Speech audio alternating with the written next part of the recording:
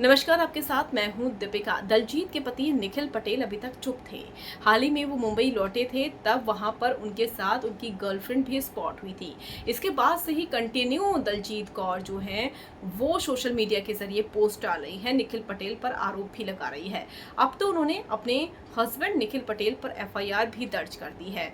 वहीं पर हाल ही में उन्होंने निखिल पटेल को उनके बर्थडे की शुभकामनाएं देते हुए ये भी कहा था कि जो घाव आपने दिया है वो भला मेरा बेटा और मैं कैसे भूलेंगे, वो तो 10 साल का ही है। तो अब निखिल पटेल ने भी चुप्पी तोड़ दी है और निखिल पटेल ने खुद ये माना है कि अगर वो गलत हैं तो दलजीत कौर भी सही नहीं है। उन्होंने दलजीत कौर को लेकर बहुत सारे और भी खुलासे किए हैं।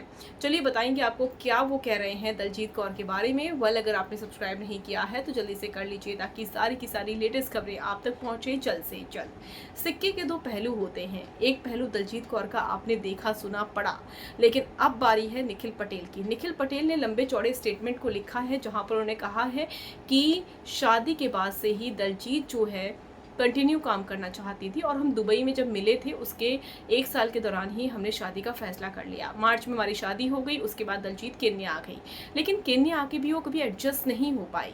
वो मुंबई में अपने काम को लेकर मिस करती रही। वो स्टारडम वाली फीलिंग्स को जीना चाहती थी जो कि केन्या में नहीं मिल पा रहा था। और केन्या में सारे लोग दलजीत को पहचानते भी नहीं हैं जिस तरीके से इंडिया में पहचानते हैं या फिर मुंबई में पहचानते हैं।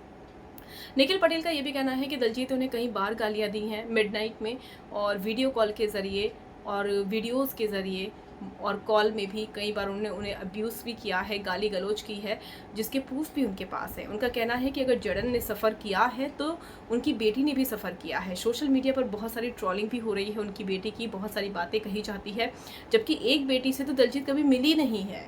तो माँ का फ़र्ज दलजीत ने भी नहीं निभाया है। इतना ही नहीं, निखिल पटेल ने ये बात भी कही है।